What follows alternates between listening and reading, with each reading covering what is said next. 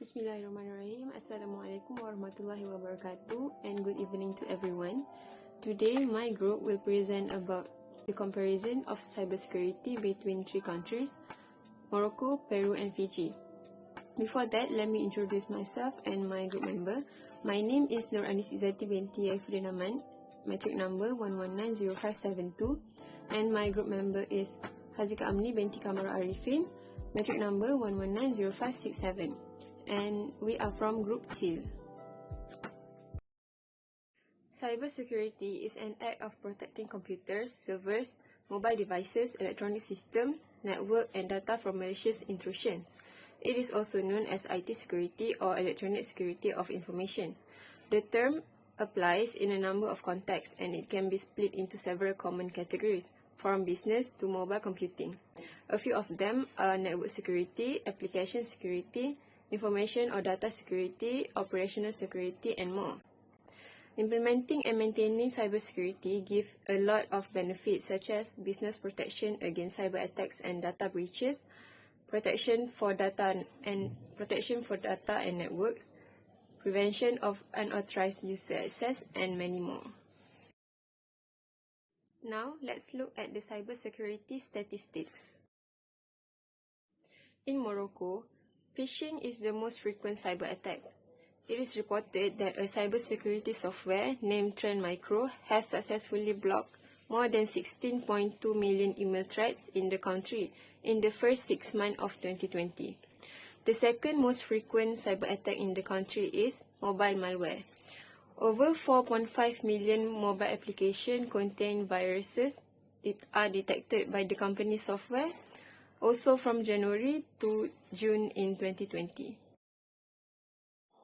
Meanwhile, in Peru, the most frequent cyber attacks are malware infection, phishing, and ransomware. According to a global cybersecurity company, Kaspersky Lab reported that 42% of Peruvian users experienced an attempted malware attack in 2015. Kaspersky Lab also reported that in 2016, there were an increase of 22.49% more users who were attacked with phishing compared to 2015. Then, during 2019, it is reported that a ransomware attack occurred at least 57% of Peruvian companies. Next, for Fiji, the specific cyber attack figures are unknown. But the Fiji Times mentioned that in 2020, phishing will continue to be a huge cybersecurity threat. They also stated that ransomware attacks are double in 2019 compared to the previous year, and the trend is expected to continue in the incoming years as cybercriminals develop more newer and focused attack methods. Based on the table, we can see that Morocco ranked at 93 in global rank with Global Cybersecurity Index score of 0.43, followed by Peru at 95 in rank with the GCI score of 0.40. Meanwhile, Fiji is at 121 in rank with the score of 0.19. Moving on to the types of attack. The first one is mobile malware. Mobile malware is a malicious software that specifically targets the operating system on mobile devices, such as smartphones and tablets. The goal is to gain access to private data. There are many types of mobile malware variants. Each of them have their own method of distribution and infection. A few of them are mobile phishing, spyware, and mobile adware. Phishing attacks are nothing new, but with the invention of mobile phone, cybercriminals have changed their phishing strategies to target mobile device users.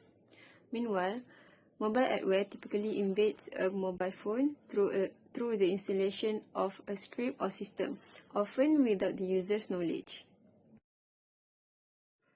Mobile devices can easily get malware from downloading malicious apps, using mobile devices with operating system vulnerabilities, using non-secure Wi-Fi, and opening suspicious email. The second one is phishing. Phishing is a type of cyber attack that utilizes fake emails as a weapon. The goal is to persuade the recipient of the email that the message is what they need or demand. An attacker may send an email to the targeted users that looks to be from someone that they know and trust, such as their employer or a company they do business with. The email will appear to be real, and it will contain a sense of urgency. An attachment or link is provided in the email, and then if they open the attachment, malware will be installed in their computers. The third one is ransomware. Ransomware is a type of harmful software used by cybercriminals to prevent users from accessing their own system by encrypting the system or data. In order to obtain the decryption key, users are forced to pay the amount of ransom demanded using certain online payment methods. If the ransom demands are not satisfied within the time given, the system or encrypted data will stay unavailable, or the software will destroy data and erase the decryption key. However, paying the ransom demanded does not ensure that users will receive the decryption key to recover their system. Now, let's move on to cybersecurity policy and penalties for cybercrime for each country. The first country is Morocco. Some of the legislative decree and laws include protect sensitive information system and critical infrastructures, provision on cybersecurity and information system, establishing national commissions for the protection of personal data, law on personal data protection, and penal code on unauthorized access to information system and data processing systems. Morocco also joined some bilateral and multilateral cooperation. For example, Project CyberSouth, which is the cooperation on cybercrime in the Southern Neighborhood region, which aimed to strengthen legislation and institutional capacities on cybercrime and electronic evidence. Next, there is also Morocco-NATO talks, which cooperate in the field of countering cybersecurity risk and examine future cooperation prospects in cybersecurity.